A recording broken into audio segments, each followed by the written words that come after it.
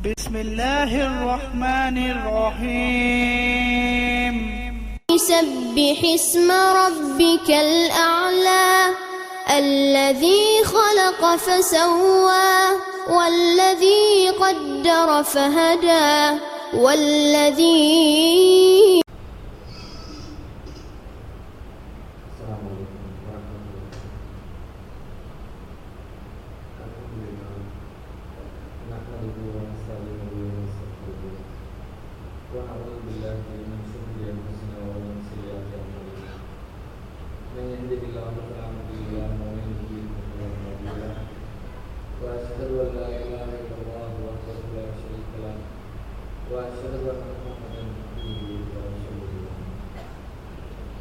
கண்ணியத்திற்குரிய எல்லாம் உள்ள அல்லாஹ்வின் நல்லடியார்களே, அல்லாஹ் ரப்பல் ஆலமீன் அவரது படைப்புகளில் மிக சிறந்த படைப்பாக மனிதர்களாகிய நம்மை படைத்திருந்தாலும் நமக்கு பல்வேறு வகையான பலகீனங்களையும் இயலாமைகளையும் சேர்த்தே அல்லாஹ் நம்மை படைத்திருக்கிறார். எல்லா வகையிலேயும் மனிதன் சிறந்தவனாக உயர்ந்தவனாக எல்லா கட்டங்களிலும் இருந்துவிட முடியாது. மனிதனுக்கு அல்லாஹ் ரப்பல் ஆலமீன் நேர்வழி காட்டுகிற மார்க்கத்தையும் வேதத்தையும் வழங்கியிருந்தாலும் கூட மனிதர்களுக்கு இயல்பாகவே வழங்கப்பட்டிருக்கிற பலகீனம், மறதி, இயலாமை போன்ற காரணங்களினால் நாம் பெற வேண்டிய படிப்பினைகளை முழுமையாக பெற்றுக்கொள்வது கிடையாது. பெற வேண்டிய பாடங்களை முழுமையாக அறிந்து கொள்வது கிடையாது.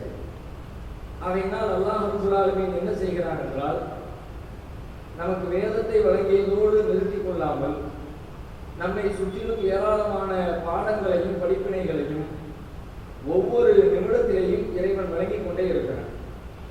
நம்முடைய கண்களை நன்றாக சிந்தனையோடு அகல திறந்து நாம் பார்த்தோம் என்றால் நம்மை சுற்றி இருக்கின்ற ஒவ்வொரு பொருட்களிலேயும் நிறைய பாடங்கள் நமக்கு சொல்லப்பட்டு கொண்டே இருக்கின்றன. அதிலே சில நேரங்களில் சில பாடங்களை நாம் கவனிக்கிறோம், பல நேரங்களில் பல பாடங்களை நாம் தவற விட்டு விடுகிறோம். ஆனால் நல்ல முஸ்லிம்கள் எல்லா நேரங்களிலும் விழிப்புணர்வோடு இருந்து கிடைக்க வேண்டிய பாடங்களை ஒவ்வொரு தருணத்திலேயும் நாம் பெற்றுக்கொண்டே இருக்க வேண்டும். குறிப்பாக அல்லாஹ் ரப்பல் ஆலமீன் பல விஷயங்களை நமக்கு திருமறை குர்ஆனிலே குறிப்பிட்டு காட்டுகிறார். وفي خلقكم وما يبث من دابة آيات لقوم يعقلون. உங்களை இறைவன் படைத்திருப்பதிலேயும் உங்களை சுற்றிலும் உயிரினங்களை பரவச் செய்திருப்பதிலேயும் ஏராளமான சான்றுகள் இருக்கின்றன, பாடங்களும் படிப்பினைகளும் இருக்கின்றன என்று இறைவன் வந்து சொல்லுகிறார். சில விஷயங்களை குறிப்பிட்டு எல்லாம் சொல்லி காட்டுகிறார். லகது கானத் ஃபீ கஸஸிஹிம் இப்ரத்துல் லிஉலில் அல்பாப். கடந்த கால வரலாறுகளிலே அறிவுடைய மக்களுக்கு ஏராளமான பாடங்கள் இருக்கின்றன அப்படி ஒரு இடத்திலே சொல்லுகிறார். யுகல்லிபுல்லாஹு லைல வன்னஹார் இன்ன ஃபீ ذلك லஅபரத்தல் லிஉலில் அப்சார். இரவையும் பகலையும் அல்லாஹ் புரட்டி கொண்டிருக்கிறான். நல்ல பார்வையுடைய மக்களுக்கு இதிலே பல பாடங்களும் படிப்பினைகளும் இருக்கின்றன. அது மாதிரி சில கேள்விகள் அல்லாவே எழுப்புகிறான். இதை பற்றி நீங்க பார்க்க கூடாது, இதை சிந்திக்க கூடாதா, இதில் உள்ள பாடங்களை நீங்கள் பெற்றுக்கொள்ளக் கூடாதா, அப்படி சில கேள்விகளை நம்மை நோக்கி அல்லாஹ் எழுப்புகிறான். உதாரணமாக திருமறை குர்ஆனில் ஒரு இடத்துல அல்லாஹ் கேட்கிறான், அப்புறம் ஐதுமா துண்ணு, கருவறைக்குள்ளே நீங்கள் செலுத்துகிற அந்த இந்திரிய துளியை குறித்து நீங்கள் சிந்தித்து பார்த்திருக்கிறீர்களா? அன்பு தகுழு கூடவும் அந்த நகரும் காலுக்கும், அதை நீங்கள் படைக்கிறீர்களா அல்லது நான் படைக்கிறோமா? அது மேலோட்டமா அதை சொல்லிட்டு போயிட்டா. சிந்திச்சு பார்த்தா 1000 பாடங்கள் அதற்குள்ளே இருக்கிறது. குழந்தை செல்வங்களை அதிகமாக பெற்றிருக்கிற மனிதர்கள் பெருமை அளிப்பதையும், குழந்தைகளே இல்லாதவர்கள் தம்மை தாமே நொந்து கொள்கின்ற காட்சிகளையும் நாம் ஊர் முழுக்க பார்க்கிறோம். கல்யாணமாகி ஒரு 2 வருஷம் 3 வருஷம் 5 வருஷம் ஆயிடுச்சு, பிள்ளை இல்லைன்னா எல்லாரும் ஆளாலும் பேச ஆரம்பிச்சிருக்காங்க. என்ன ஆச்சு, ஏதாச்சு, பிள்ளை இல்லையா அப்படின்னு ஒரு குறையாக, அதை ஒரு பெரிய பலகீனமாக மக்கள் விமர்சிக்க ஆரம்பித்து விடுகிறாங்க. இவன் அல்லாஹ் நமக்கு என்ன கேள்வி எழுப்புறான்? உனக்கு நிறைய குழந்தை பிறந்துருச்சுன்னா அதுக்கு நீதான் காரணமா? நீ பெருசா காலம் தூக்கி கொடுத்துக்கிறிய, அதுல உன்னுடைய பங்களிப்பு என்ன இருக்கிறது? உன்னுடைய உடலிலே ஊறிய அந்த இந்திரிய துளி ஊற வேண்டும் என்பதிலேயும் நம்முடைய பங்களிப்பு இல்லை. அதன் பிறகு அது கருவறைக்குள்ளே செலுத்தப்பட்ட பிறகு கூட அது வளர்ந்து உருவாகி வெளியே வருகிற வரைக்கும் நம்முடைய பங்களிப்பு எதுவுமே இல்லை. நாம் ஒன்றை உருவாக்குகிறோம் என்றால் அதை எப்படி உருவாக்குகிறோம் என்ற எல்லா விஷயங்களும் உங்களுக்கு தெரியும். ஒரு காரை கம்பெனியில உற்பத்தி பண்றாங்க, கார் உற்பத்தி பண்றாங்கன்னா பண்றதுக்கு முந்தைய அவனுக்கு தெரியும் என்ன கார் பண்ண போறோம், என்ன கலர்ல பண்ண போறோம், என்ன இன்ஜின்ல பண்ண போறோம், எத்தனை சீட்ல பண்ண போறோம், பெட்ரோல்ல பண்ண போறோமா, டீசல்ல பண்ண போறோமா, எல்லாத்தையும் முன்னாடியே தயார் பண்ணி வச்சுக்கிட்டு அந்த கம்பெனியில பொருட்களை தயாரிப்பார்கள். ஆனால் மனிதர்களை உற்பத்தி செய்யக்கூடிய மனிதர்கள் நாம் தான் நம்முடைய குழந்தைகளை பெற்றெடுக்கிறோம். பெற்றெடுப்பதற்கு முன்னால் என்ன குழந்தையை பெற்றெடுக்க போகிறேன், அது ஆண் குழந்தையா பெண் குழந்தையா, உயரமான குழந்தையா குள்ளமான குழந்தையா, சிவப்பு நிறமா கருப்பு நிறமா, புத்திசாலியா முட்டாளா, ஏதாவது தெரியுமா? ஒண்ணுமே தெரியாது. எல்லாம் வந்த பிறகுதான் தெரியும். அதனுடைய எந்த அம்சங்களுமே தெரியாமல் நாம் படைத்தோம் என்று சொல்றதுல என்ன நியாயம் இருக்க முடியும்? அதனால தான் கேட்கலாம், நீ குழந்தை பிறந்துருச்சு பெருமையடிக்கிறதுக்கும் உன்னுடைய சம்பந்தம் ஒண்ணுமே கிடையாது. குழந்தை பிறக்கலையே உண்மையிலேயே நொந்து கொள்வதற்கும் ஒண்ணும் கிடையாது. அது என்ன நான் தீர்மானிக்கிறேன்பா, ஒரு சின்ன செய்தி தான். ஆனால் அதற்குள்ளே எவ்வளவு பெரிய தத்துவத்தை, ஒரு பாடத்தை, ஒரு படிப்பினையை, மக்களுக்கு தேவையான ஒரு அறிவுரையை எல்லாம் எடுத்துக்கிறான்னு பாருங்கள். இப்படி எதை பற்றி நாம் சிந்திக்க ஆரம்பித்தாலும் உலகத்தில் இறைவன் படைத்திருக்கிற படைப்புகளை ஒவ்வொரு நாளும் சிந்திக்க சிந்திக்க சிந்திக்க நம்முடைய வாழ்வில் நமக்கு தேவையான பல்வேறு வகையான பாடங்களை ஒரு நல்ல மனிதனாக, நல்ல முஸ்லிமாக, நன்றி உள்ளவனாக, வழிபாடு செய்யக்கூடியவனாக, பிறருக்கு உதவக்கூடியவனாக, சோம்பல் இல்லாமல் உழைக்கக்கூடியவனாக ஒரு மனிதன் இப்படி என்னென்ன நற்குணங்கள் எல்லாம் மனிதர்களுக்கு தேவைப்படுகிறதோ எல்லா நற்குணங்களையும் நம்மை சுற்றிலும் படைக்கப்பட்டிருக்கிற படைப்புகளை சிந்தித்தாலே நாம் நம்முடைய உள்ளத்திலே பெற்றுக்கொள்ள முடியும். அதே முக்கியத்துவம் வாய்ந்த ஒரு செய்தியை குறித்து இஸ்லாம் நமக்கு வழிகாட்டுகிறது. உங்களை சுற்றி இருக்கிற உயிரினங்களை சிந்தித்து பாருங்கள், பறவைகளை சிந்தித்து பாருங்கள், விலங்குகளை சிந்தித்து பாருங்கள். இன்னலக்கும் அன்னமாவை அனுபவம், உங்களுக்கு கால்நடைகளிலே படிப்பினைகள் இருக்கிறது.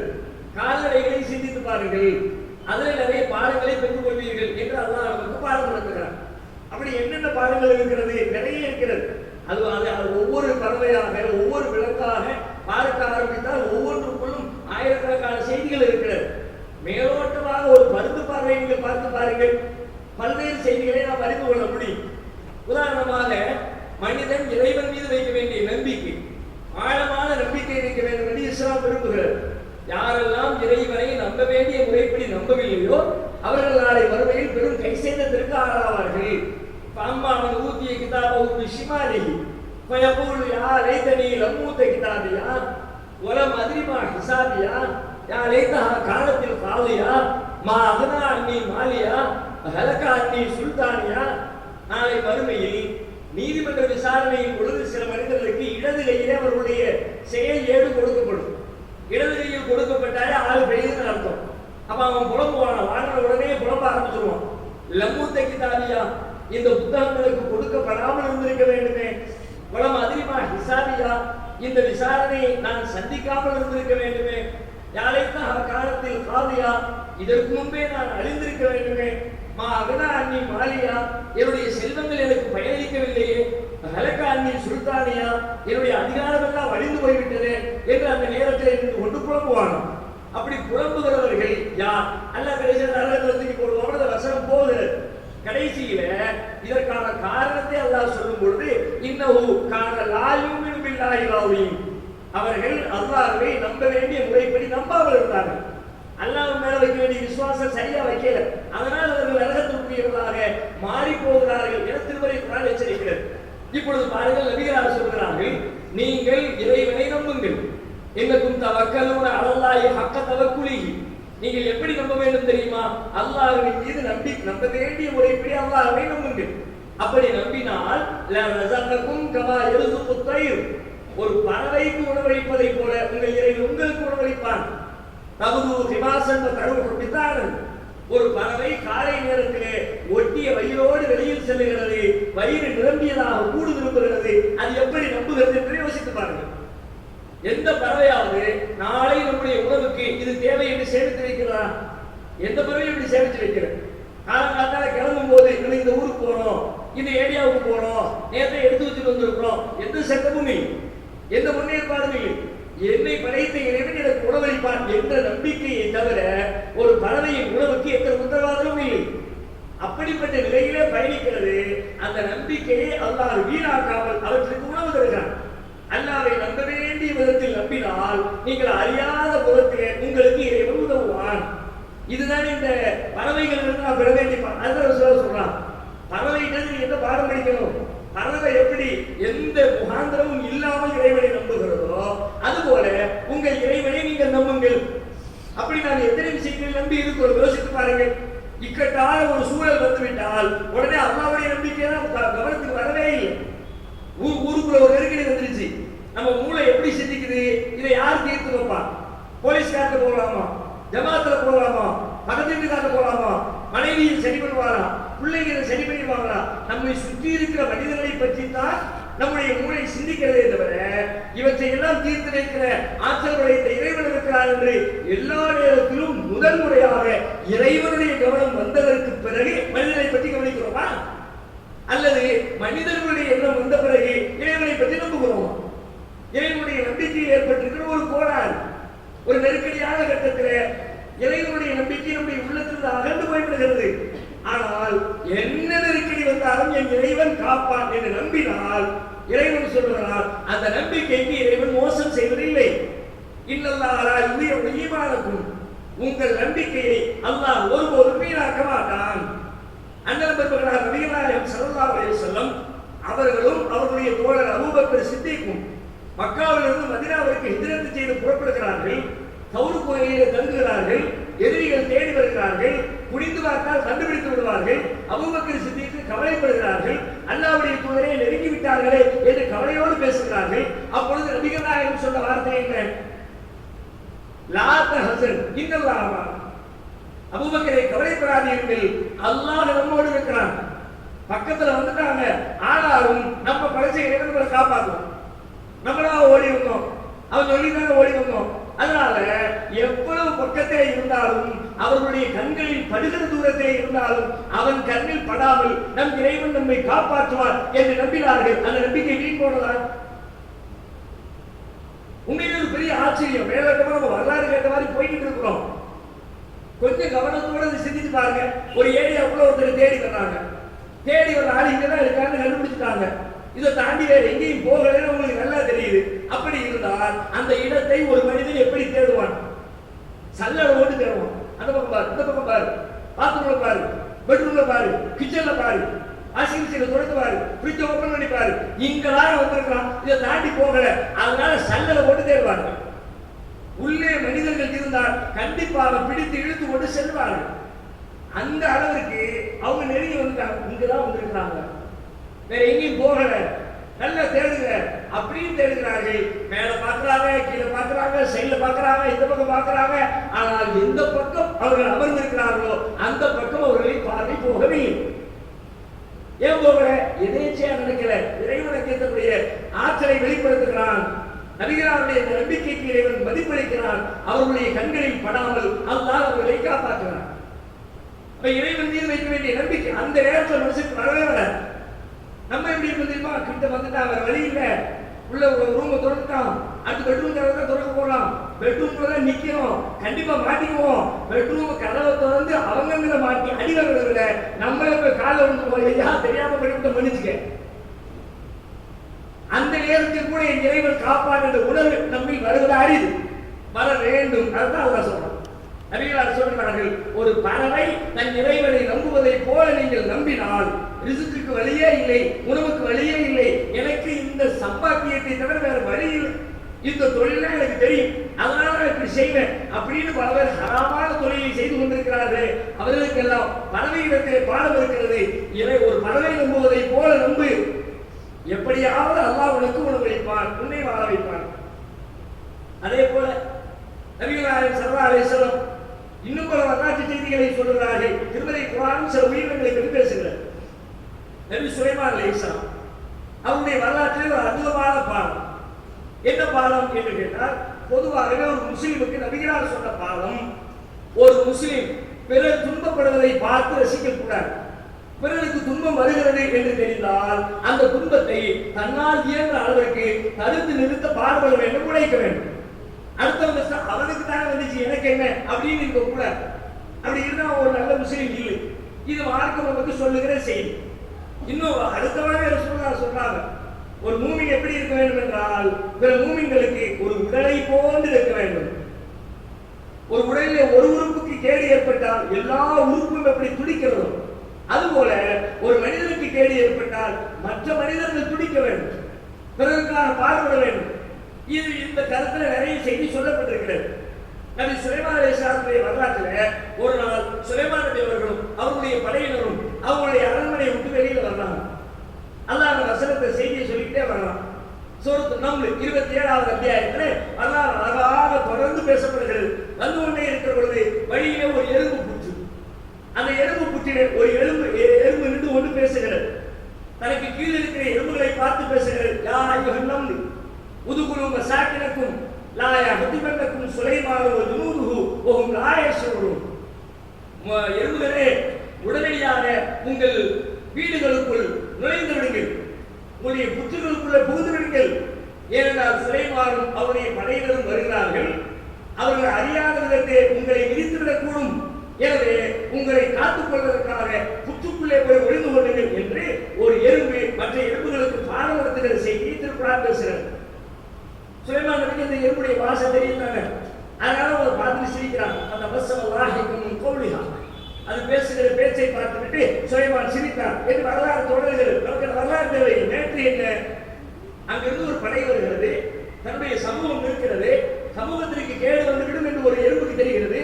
உடனே தன்னை சுற்றி இருக்கிற சகாக்களை எல்லாம் எச்சரிக்கிறது. உடனே புறப்படுங்கள், உங்களை காத்துக் கொள்ளுங்கள் என்று தன் கூட்டத்தாருக்கு வருகிற கஷ்டங்களை துன்பங்களை ஒரு எறும்பு தடுத்து நிறுத்துகிறது என்றால் ஒரு மனிதனுக்கு எப்படிப்பட்ட உணர்வு இருக்க வேண்டும்? தனக்கு அருகாமையில் இருக்கிற குடியிருக்கிற ஒரு மனிதனுக்கு ஒரு கேடு வருகிறது என்றால் தனக்கு வருகிற கேட்டை போல உணர்ந்து அதை தடுப்பதற்கு முயற்சிக்க வேண்டுமா இல்லையா? நம்ம எத்தனை பேர் அதற்கு பாடுபடுகிறோம் யோசித்து பாருங்கள். நமக்கு வந்தால் கஷ்டம், பிறருக்கு வந்தால் அதை பற்றி கவலையே.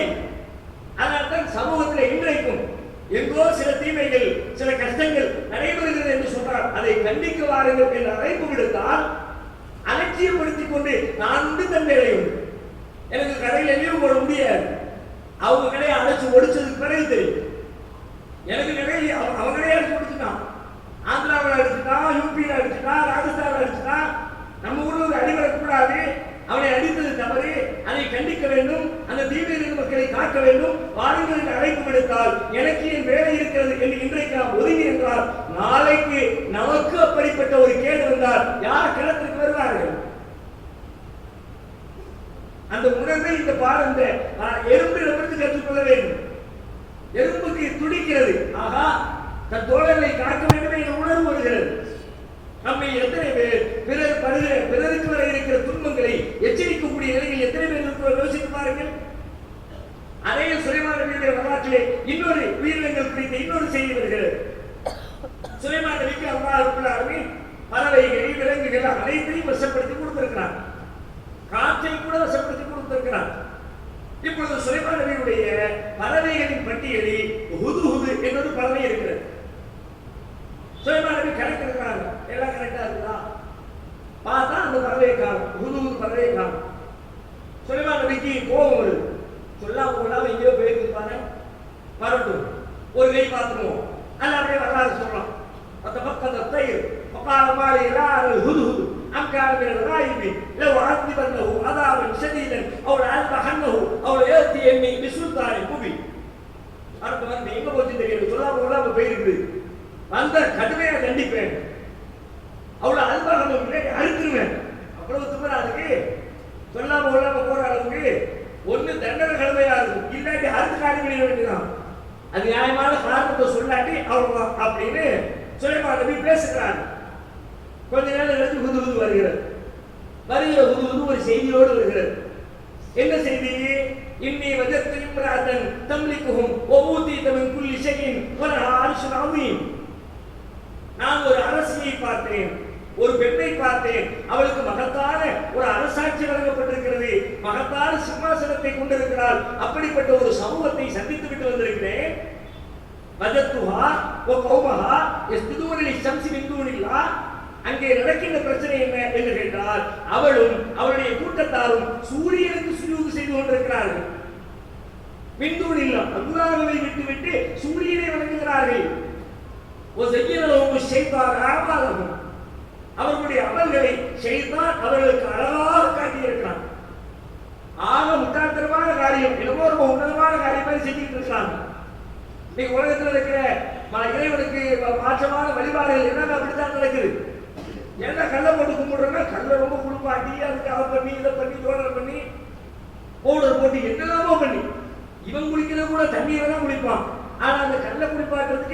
தண்ணீர்ல குளிப்பாட்டுவார். ஆனால் அது என்ன உங்களுக்கு பெரிதாக உயர்வாக அழகாக தெரிகிறது. அந்த மாதிரி இது சொல்லுகிறது.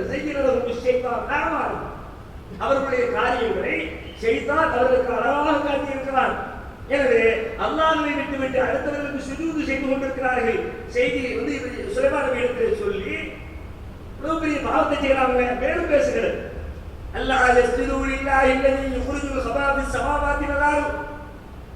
வானங்களிலும் பூமியிலும் மறைந்திருப்பவற்றை வெளிப்படுத்துகிற அல்லாஹ்விற்கு அவர்கள் சுஜூது செய்ய வேண்டாமா?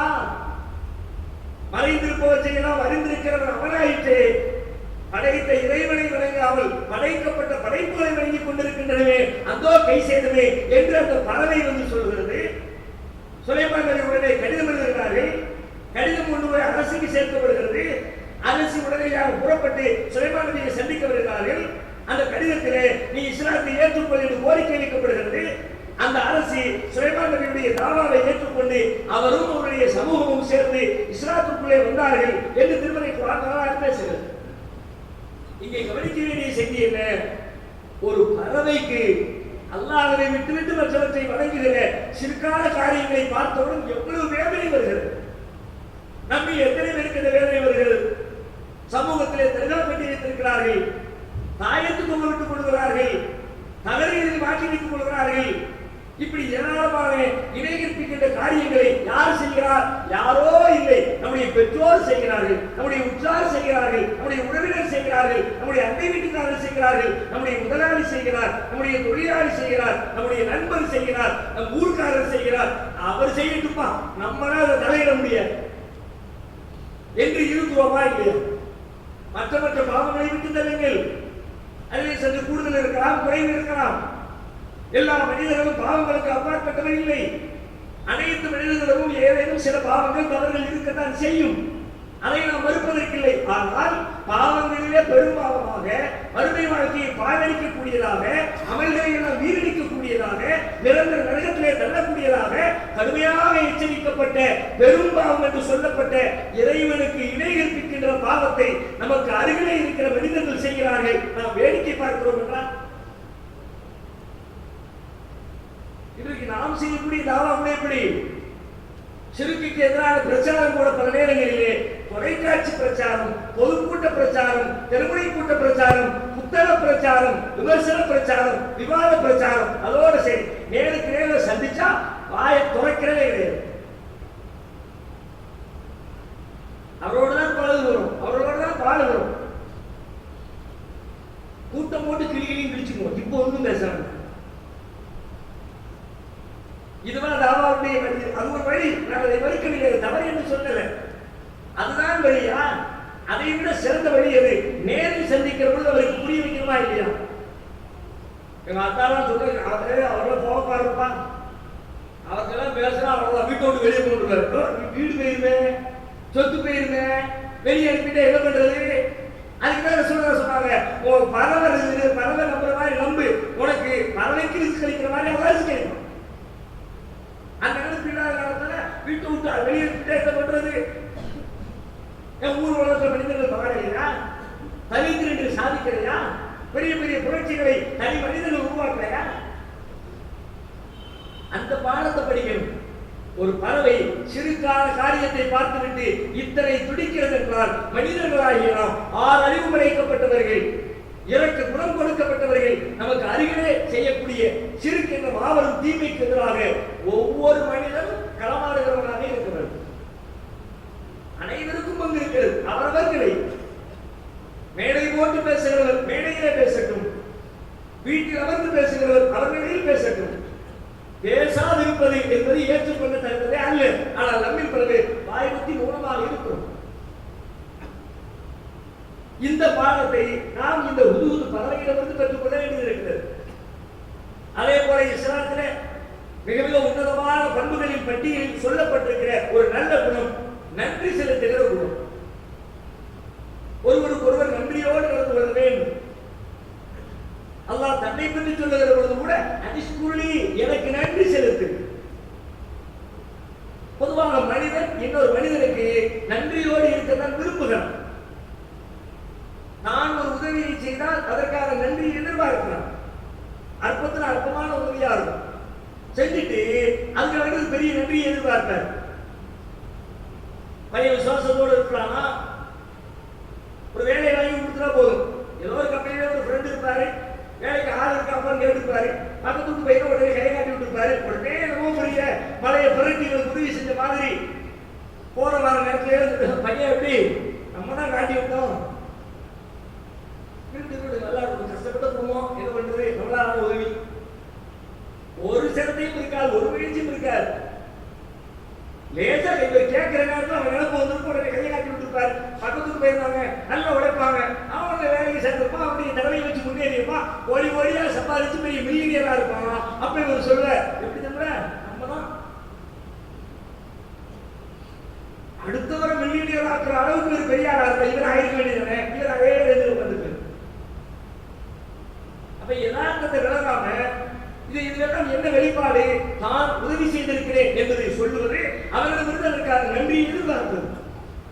அவன் மட்டும் 2 நாள் போயிட்டு சம்பாதிச்சுட்டு முதல் வரும் பொழுது இவருக்கு ஒரு செண்டு பாட்டு வாங்கிட்டு வரலன்னு வச்சுக்குவோமே, கொஞ்சமே நன்றி விசுவாசம் இருக்கா? இந்த காலத்து பிள்ளைகளுக்கு எங்கப்பா நன்றி இருக்கு? அற்பத்தில் அற்பமான உதவி செய்தாலும் நன்றி எதிர்பார்க்கிறாங்க.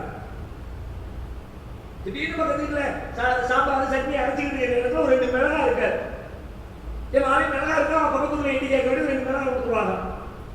அடுத்த நாள் மிளகா கொடுத்த மாமி வீட்டுல உரமும் இருக்கு, தயிர் இருக்காரு, கொஞ்சம் உரமும் இருந்தா கொடுங்க. இவங்க வீட்டுல ஆல்ரெடி இவங்க வீட்டுல உரம் ஓடி இல்லையே, இப்பதானே எல்லா தயிரையும் ஊற்றி காலி பண்ணுங்க, வரும்போது குழம்பிக்கிட்டே வருது. நேரத்தை கேட்டா நான் கொடுத்தேன், இன்னைக்கு தாங்களா? அந்த 2 மிளகாய் வாங்கிட்டு 20 வருஷத்துக்கு எனக்கு கணக்கு தீரும். இப்படி அற்பமான உதவிகள் செய்தாலும் அதற்கான பெருநிர்வாகத்தை எதிர்பார்க்கலாம். ஒரு கட்சி கையில் வச்சு கீழே விழுந்துருச்சு, விழுந்த உடனே ஒருத்தர் எடுத்துறாரு, குறைஞ்சபட்சம் சிரிக்கலாம் செய்யும் அப்படிங்க. அது கூட இல்லைன்னா மாடு மாதிரி எடுத்து கொடுக்க உயிர். இது என்ன ஒரு பெரிய காரியமா? ஆனால் மனிதன் எதிர்பார்க்கிறான், செய்யவும் செய்யலாம், எடுத்து கொடுத்தோம் நன்றி தம்பி, தேங்க்ஸ் தம்பி. மனிதனுக்கு மனிதன் நன்றி செலுத்துகிறோமே, படைத்த இறைவனுக்கு இப்படி அவன் செய்த உதவிகளை எல்லாம் நினைத்து பார்த்து நன்றி பிறகு உபகாரம் செய்வோமா? அல்லாஹ்வுக்கு பிறகு உபகாரம் செய்ய முடியாது. ஆனால் அவன் கொடுத்திருக்கிற அருள் கிருபைகளை நினைத்தால் எவ்வளவு நன்றி செலுத்த வேண்டும்? நன்றி செலுத்தி முடித்து விட முடியுமா? அல்லாஹ்வின் அருளை நீங்கள் கணக்கிட நினைத்தால் கணக்கிட்டு முடிக்க முடியாது. அவ்வளவு அருள் கிருபைகள். கடல் முழுவதும் மையாக மாற்றப்பட்டாலும் இறைவனின் கட்டளைகளை எழுதி முடிக்க முடியாது. திருக்குர்ஆன் சொல்கிறது, மிதாதல்லி கலிமாத் ரப்பி லஃபிதல் பஹர், கடலே காய்ந்து போகும், அல்லாஹ்வின் கட்டளைகள் முடிந்திருக்காது. அவ்வளவு செஞ்சிருக்கான் அல்லாஹ். கொஞ்சம் யோசிச்சு பாருங்க. நாம் பிறந்த பிறகு செய்வது ஒன்று, நாம் பிறப்பதற்கு முன்பே செய்து வைத்திருக்கிற உதவிகள் கொஞ்சமா? நாம் இந்த பூமியிலே வந்து பிறந்த பிறகுதான் நமக்கான எல்லாம் கிடைக்கப்பட்டிருக்கிறதா? பல 1000 வருடங்களாக நமக்காக ஏராளமான வேலை இந்த உலகத்திலே செய்யப்பட்டுக் கொண்டே வந்திருக்கிறது. அவை அனைத்தையும் சேர்த்துதான் இன்றைக்கு நாம் உலகத்தில் அனுபவிச்சு கொடுக்கிறோம். பிறக்கிற நேரத்திலே, பிறப்பதற்கு முன்பு, பிறந்த பின்பு, பிறந்த உடனே வாழ்ந்து கொண்டிருக்கிற ஒவ்வொரு நிமிட நொடிப்பொழுதிலே இறைவன் செய்திருக்கிற கிருபைகள் ஒன்றா இரண்டா? வெளியிலே வந்தோம், தாயின் கருவறைகளை விட்டு வெளியில் வந்ததை பற்றி இறைவன் சொல்லுகிறான். வல்லாஹு அக்ரஜக்கும் மின் புத்தூனி உம்மஹாத்திக்கும், உங்கள் தாய்மார்களின் வயிற்றிலிருந்து உங்களை அவன் வெளியாக்கினான். லா தஅலமூன ஷைஅன், எதையுமே நீங்கள் அறியாதவர்களாக இருந்தீர்கள். ஒன்றும் தெரியாது, சாப்பிட கூட தெரியாது. எனக்கு இந்த சாப்பாடு, ஒரு ஆட்டுக்குட்டிக்கு சாப்பிட தெரியும், ஒரு கண்ணுக்குட்டிக்கு சாப்பிட தெரியும், ஒரு கோழி குஞ்சுக்கு சாப்பிட தெரியும். பிறந்த கோழி குஞ்சு, பிறந்த கன்றுக்குட்டி, பிறந்த ஆட்டுக்குட்டி தனக்கான உணவு எங்கு இருக்கிறது, அதை எப்படி உண்ண வேண்டும் என்பதை அறிந்திருக்கிறது. ஆனால் ஒரு பிறந்த குழந்தைக்கு தனக்கான உணவு எங்கு இருக்கிறது என்பதை அறிந்து கொள்கிற ஆற்றல் இருக்கிறதா? உண்ண தெரியாது, உறங்க தெரியாது, மனதிலும் கிடைத்தால் சுத்தப்படுத்த தெரியாது, தனக்கு பசிக்கிறது என்பதை கூட சொல்ல தெரியாது, தன்னுடைய தேவைகளை வெளிப்படுத்த தெரியாது, எதுவும் தெரியாது. ஒன்றே ஒன்று தெரியும், வீச்சு அழுத தெரியும். பிறந்த நிமிஷத்துல அழுது, அது ஒண்ணுதான். வயிறு பசியா ஓ அழுல, உடனே அம்மா தான் புரிஞ்சுக்கணும், என் பிள்ளைக்கு வயிறு பசிக்கிறவருக்கு அவ தூக்கி பால் கொடுக்கணும். அவள் பால் குட்டி எடுத்து வாயை வைத்தால்தான் நமக்கு உணவு வந்திருக்கிறது என்பதை அந்த குழந்தைக்கு விளங்குகிறது. ஒரு கொசு கடிச்சா சொல்ல தெரியாது, அதான் தெரியும். அம்மா தான் வந்து தட்டுறது கொசு, என் பிள்ளை காலை எவ்வளவு கடிச்சிருப்பாரு, அவனா அந்த கொசுகளை எடுத்து போடணும். நைட் நேரத்தில் ஒண்ணுக்கு ஈரத்தில் கச கசன்னு ஆளு மேல ஈரமாயிடுச்சு, ஒண்ணுக்கு இருந்துட்டேன் என்ன தூக்கி கொடுப்பாட்டு போடுன்னு சொல்ல தெரியுமா? அவதான் வந்து பார்த்துட்டு பிள்ளை எதுக்கு அழுகுது, ஈரமா இருக்கு போல இருக்கு, தொட்டு துணியை மாத்திட்டு காது துணியில போட்டு கொடுக்க வை, அவதான் தெரியும். தெரியாது, சொல்ல தெரியாது.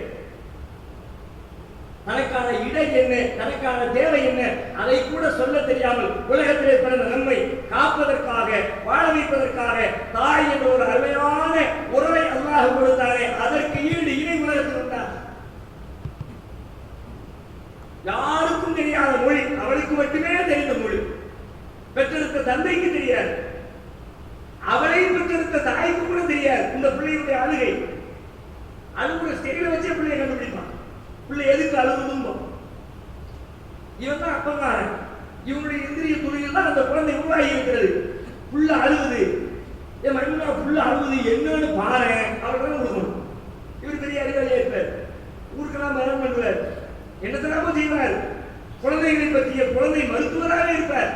குழந்தைக்கு என்ன நோய் வரும், என்ன ஊசி போடணும், தடுப்பூசி கொடுக்கணும், எனக்கு என்னன்னு சொல்ல தெரியும். புள்ள அழுகும் போது எதுக்கு அழுகும் தெரியலையே, அம்மா காரியை கூட்டு காரணத்தை கேட்கும்.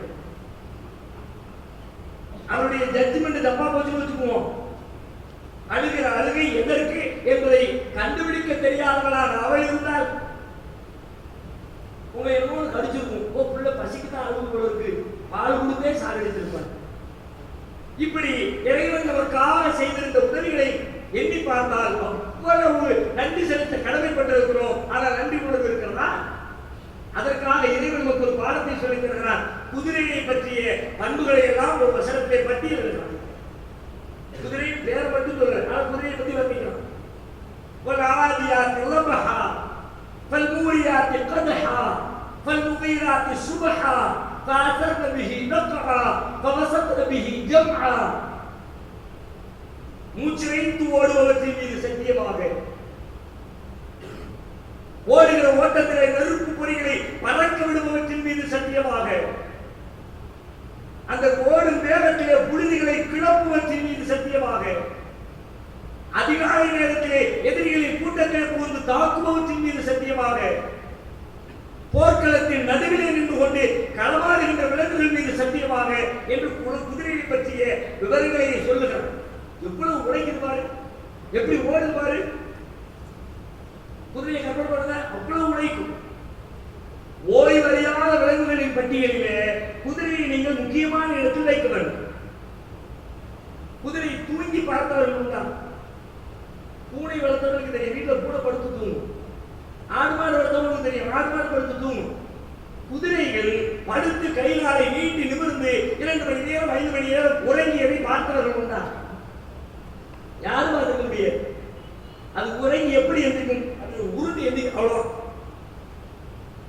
நின்று கொண்டே இருக்கும், ஓடிக்கொண்டே இருக்கும், பயணித்துக் கொண்டே இருக்கும். நிற்கிற நிலையிலேயே ஒரு சில நிமிடங்கள் தூங்கிவிட்டு அப்படியே பயணத்தை தொடரும். எவ்வளவு உழைக்கிறது எஜமானனுக்காக. அந்த எஜமானன் என்ன செய்தான்? ஒருபடி கொள்ளை கொடுத்தான், உணவை கொடுத்தான். ஒருபடி கொள்ளுக்காக தன் உயிரை கருதாமல் எதிரிகளோடு போரிடுகிறது, மூச்சிறைக்கு ஓடுகிறது, எஜமானனுக்காக பாடுபடுகிறது. ஒருபடி கொள்ளை சாப்பிட்ட இந்த குதிரை இவ்வளவு நன்றியை வெளிப்படுத்துகிறது. இதையெல்லாம் பட்டியலிட்டு விட்டு கேட்கிறார். இன்னல் இன்சான் லிரப்பிஹி லகனூத். மனிதனோ தன்னை படைத்த இறைவனுக்கு நன்றி கெட்டவனாக இருக்கிறார். ஒருபடி கொள்ளை தின்னுகிற குதிரை எவ்வளவு விசுவாசமாய் உழைக்கிறது. 1000 அல்ல, 1,00,000 அல்ல, 1 கோடி அல்ல, எண்ணற்ற பல உதவிகளை, ஒத்தாசைகளை, உணவுகளை, அருள் கிருபைகளை பெற்றிருக்கிற மனிதா, நீ ஏன் இறைவனுக்கு நன்றி செலுத்த மறுக்கிறார்? இறைவன் கேள்வி கேட்கிறார். கொஞ்சம் கம்பேர் பண்ணி பாருங்க, எவ்வளவு செய்யணும். ஒரு கட்சி கொடுத்தாலே தேங்க்ஸ் சொல்லணும்னா ஒவ்வொரு நிமிடமும் மூச்சு விட்டு இருக்கிற இதுக்கு அல்லாஹ்வுக்கு சொல்லணுமா இல்லையா? சொல்லுகிறோமா? சொல்ல முடியுமா? குறைந்தபட்சமாக செய்கிறோமா? அப்ப அல்லாஹ்வுக்கு நன்றி செலுத்த வேண்டும் என்ற உணர்வை குதிரையிடமிருந்து பாடம் கற்றுக்கொள்ள வேண்டும். இப்படி நாம் கண்களில் பார்க்கிற விலங்குகள், நாயாகட்டும், பூனையாகட்டும், ஆமையாகட்டும், மீன்களாகட்டும், கண்களிலே தட்டுப்படுகிற அனைத்து படைப்புகளிலேயும் நமக்கான பாடங்களும் படிப்பினைகளும் இருக்கின்றன. அவற்றை எல்லாம் அறிந்து கடைபிடிக்கின்ற நண்பர்களாக எல்லாம் உள்ள இறைவன் நம் அனைவரையும் ஆக்கி அருள்வானார்.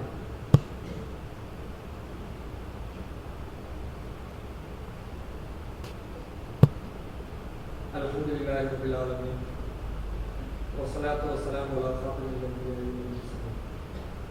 அன்புக்குரிய சகோதரர்களே, கடந்த பல வருடங்களோடு தற்போதைய தமிழக மக்களின் மார்க்க அறிவை ஒப்பிடுகிற பொழுது இறைவனுடைய கிருபையினால் ஒரு மலைக்கும் மடுவுக்கும் உண்டான வித்தியாசம் என்று சொல்வதைப் போல நம் மக்களுடைய ஞானங்கள் வளர்ச்சி அடைந்திருக்கிறது, அறிவு பெருகி இருக்கிறது. மார்க்க ரீதியாக எது கேட்டாலும் தெரியாது என்ற நிலை மாறி அன்றாட வாழ்க்கைக்கு தேவையான காரியங்களை தெரிந்து வைத்திருக்கிறவர்களுடைய எண்ணிக்கை கணிசமாக உயர்ந்திருக்கிறது. இன்னும் ஒருபடி மேலாய் சொல்வதாக இருந்தால், மார்க்கம் அறியாதவர்களிடத்திலே சாதாரண மனிதர்கள் கூட 7 ஆண்டு காலம் 10 ஆண்டு காலம் மதரசாக்களில் சென்று பாடம் பயிலாத, அரபி மொழி இலக்கணங்களை கற்று அறியாதவர்கள் கூட பல வருடங்கள் படித்த மார்க்க மேதைகளிடத்திலே கேள்வி கேட்டு திறச் செய்கிற அளவிற்கு மார்க்க அறிவு மேம்பட்டிருக்கிறது. வரவேற்க தகுந்த நிலைதான். மார்க்க அறிவு மேம்பட வேண்டும் அப்படித்தான் மார்க்கமும் சொல்லுகிறது. அதிகமாக கல்வி ஞானத்தை இடத்திலே கேளுங்கள் என்று இறைவனும் சொல்லுகிறான். ரப்பி ஜித்னி இல்மா, இறைவா எனக்கு கல்வியை அதிகப்படுத்து என்று அல்லாஹ்விடத்திலே கேட்குமாறு அல்லாஹ் நமக்கு சொல்லித் தருகிறான். அந்த வகையில் நம்முடைய மார்க்க அறிவு மேம்பட்டிருக்கிறது என்பதில் குறைவு இல்லை, மாற்றமில்லை. ஆனால் மார்க்க அறிவு மேம்படுவது மட்டும்தான் மார்க்கம் சொல்லுகிற செய்தியா? அறிவு மேம்படுவது மட்டுமே இறைவன் விரும்புகிற காரியம் அல்ல. மேம்பட்டிருக்கிற அறிவு அவருடைய வாழ்க்கையில் பிரதிபலிக்க வேண்டும். அப்பதான் அது பயனுள்ள அறிவு. இல்லை என்றால் அது அறிவான இந்த பயனில்லை. அப்படி வெறுமனே அறிவை பெருக்கி பெருக்கி பெருக்கி அதை நடைமுறைப்படுத்தாமல், அமல்களை வெளிப்படுத்தாமல் நாம் ஏனோதானோ என்றிருந்தால் இந்த அறிவு நமக்கு கேடு வருகிற அறிவு என்கிறார்கள் அறிகிறார்கள். அல்லாஹ்வுடைய தூதர் இறைவனிடத்திலே செய்த பிரார்த்தனைகளில் மிக முக்கியமான ஒரு பிரார்த்தனை, அல்லாஹும்ம இன்னி அஊது பிக மின் இல்மின் லா யன்ஃபா. இறைவா, பயனில்லாத கல்வியை விட்டு உன்னிடத்திலே நான் பாதுகாப்பு தேடுகிறேன். எனக்கு கல்வி வேண்டும், ஞானம் வேண்டும், அறிவு வேண்டும். ஆனால் அந்த அறிவு பயனுள்ள அறிவாக இருக்க வேண்டும். பயனுள்ள அறிவுக்கும் பயனற்ற அறிவுக்கும் வித்தியாசம் என்ன? அறிந்ததை நீங்கள் கடைபிடித்தால் பயனுள்ள அறிவு, கடைபிடிக்காவிட்டால் பயனற்ற அறிவு. பயனற்ற அறிவு பெற்றவர்களை பற்றி அல்லாஹ் சொல்கிறான், கழுதையோடு ஒப்பிடுகிறான். பொதி சுமக்கின்ற கழுதைகளை போன்றவர்கள். கழுதையின் முதுகிலே எவ்வளவு உன்னதமான பொருட்களை ஏற்றி வைத்தாலும் எப்படி கழுதைக்கு அது பயன்படாதோ அதுபோல இவர்களுடைய மூளைகளில் சேகரித்து வைக்கப்பட்டிருக்கிற மார்க்க ஞானத்தால் இவர்களுக்கு எந்த பயனும் இல்லை. எனவே இவர்கள் பொதி சுமக்கின்ற கழுதைகளை போன்றவர்கள் என்று இறைவன் கண்டிக்கிறார். அல்லாஹ்வுடைய படைப்புகளில் அற்புத படைப்பு என்று சாகிக்கப்பட்ட இந்த மனிதன் கழுதையோடு ஒப்பிடப்படுகிற அளவுக்கு கேவலமான நிலைக்கு எப்பொழுது தள்ளப்படுகிறான் என்றால், நம்முடைய அமல்களில், நம்முடைய செயல்களில் கற்ற விஷயங்களை கடைபிடிக்காத பொழுது அந்த நிலையில் நமக்கு ஏற்பட்டு விடுகிறது. எனவே எத்தனையோ உரைகளை திரும்ப திரும்ப கேட்கிறோம், திருமறைக்குறாரை வாசிக்கிறோம், மார்க்க அறிவை பெருக்குகிறோம். அதை நம் வாழ்வில் கடைபிடிப்பதற்கு அதிக முயற்சி எடுக்க வேண்டும். எல்லாம் வல்ல இறைவன் நம் அனைவருக்கும் அதற்குரிய நல்ல உரை தந்தல் புரிவானாக. வாகனம் الله